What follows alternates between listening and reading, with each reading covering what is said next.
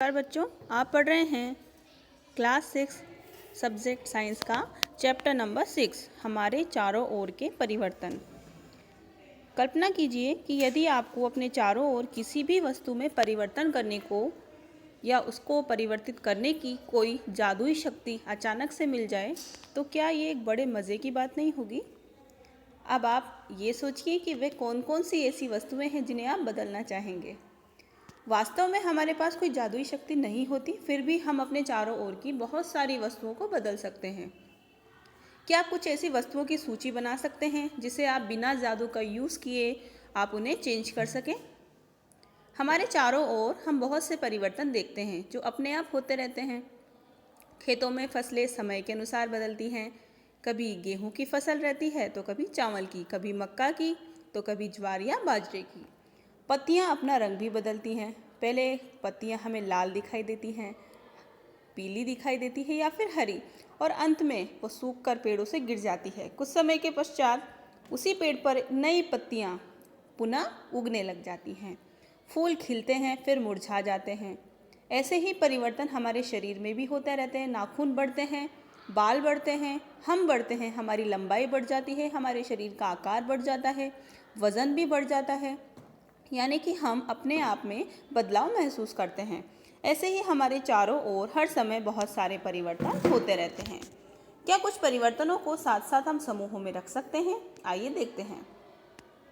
क्या सभी परिवर्तन सदैव उत्क्रमित किए जा सकते हैं? उत्क्रमित का अर्थ है एक बार बदलने के पश्चात उसे दोबारा पहले वाले जो भाग है या पहले वाली जो आकार है उसमें ढाला जा सकता है क्या? इसके लिए एक छोटा सा क्रियाकलाप हम करेंगे। एक गुब्बारा लेकर के उसे फुलाएंगे। इतना सावधान हम रहेंगे कि वह फट न जाए। अब हम देखेंगे गुब्बारे का आकार जो है वो बदल गया है, उसका आमाप है वो बदल गया है। अब उसकी हवा निकल जाने के बाद यदि हम उसको पुनः देखें तो हम देखते हैं कि गुब्बारा जैसा पहले था वैसा पुनः हो जाता है। इस प्रकार का परिवर्तन उत्क्रमित परिवर्तन कहते हैं। क्रियाकलाप 2, एक कागज़ का टुकड़ा लें और उसे हम निम्न प्रकार चित्र की सहायता से मोड़ेंगे और एक एरोप्लेन का आकार देंगे। क्या इस एरोप्लेन के आकार को बनाने के पश्चात कागज़ को खोलने पर यह पुनः पहले वाली स्थिति में आ जाता है?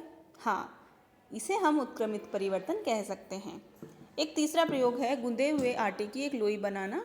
इससे रोटी बेलने की कोशिश करेंगे। इस गूंदे हुए आटे की लोई बनाने पर हम इसे गोलाकार या मनचाहे आकार में बदल सकते हैं और पुनः इसको लपेट करके और हम पहले वाले आकार में ढाल सकते हैं। हमने ये जो तीनों प्रयोग किए हैं उनके बारे में सोचेंगे और देखेंगे कि क्या ये एक जैसा है। ये तीनों वस्तुएं एक बार अपना आकार बदलती हैं तो दोबारा पुनः अपने पहले वाले आकार में ढाली जा सकती हैं। अर्थात यहाँ पर जो परिवर्तन हो रहे हैं ये सारे परिवर्तन उत्क्रमित परिवर्तन हो गए हैं। अब वापस से एक और क्रियाकलाप हम करते हैं। जो गुब्बारा हमने लिया था उसको फुला करके और हम उसको बांध लेंगे और साथ ही जब वह पूरे आकार में फूल जाएगा तो अपनी नुकीली पेंसिल से उसमें छेद कर देंगे। गुब्बारा ज़ोर से फट जाता है। क्या उस फटे हुए गुब्बारे को अब आप दोबारा फुला सकते हैं? नहीं। अब वापस वही कागज़ का टुकड़ा लें जिससे हमने एक एरोप्लेन बनाया था। उस एरोप्लेन का एक आकार उस कागज़ के ऊपर बनाएंगे और उसे कैंची से काट लेंगे। क्या कैंची से काटने के बाद आप उस कागज़ को बिल्कुल पहले जैसा बना सकते हैं? नहीं। गूंदे हुए आटे से हम एक रोटी बेलेंगे और उस रोटी को बेलकर तवे पर उसे सेक लेंगे। क्या सेकने के पश्चात वह दोबारा उस कच्चे आटे में परिवर्तित हो पाएगी? नहीं। इन तीनों में अब क्या हुआ, ये तीनों आकार या इनके अंदर की जो क्रियाएं हैं वो एक बार जिस आकार में जिस रूप में बदल गई अब वह पुनः उस रूप में बदल पाने में सक्षम नहीं रही, यानी कि अब ये परिवर्तन अनुत्क्रमणीय परिवर्तन हो गए। इस प्रकार का परिवर्तन उल्टा नहीं जा सकता। तो इस प्रकार से हम इस सारणी 6.1 में इन क्रियाकलापों की सहायता से ये बता सकते हैं कि निम्न में से किसे उत्क्रमित किया जा सकता है या किसे नहीं। कच्चे अंडे से उबला हुआ अंडा क्या उत्क्रमित किया जा सकता है? नहीं। गाढ़े घोल से इडली? नहीं। गीले कपड़े से सूखे कपड़े? हाँ। ऊन के धागे से बुना हुआ स्वेटर? हाँ। अनाज से बनाया गया आटा, नहीं। ठंडे दूध से गर्म दूध, हाँ। सीधी डोरी से कुंडलित डोरी, हाँ। कली से फूल, नहीं। दूध से पनीर, नहीं। गाय के गोबर से बायोगैस, नहीं। खींचे रबड़ बैंड से सामान्य साइज का रबर बैंड, हाँ। जमी हुई आइसक्रीम से पिघली हुई आइसक्रीम, हाँ।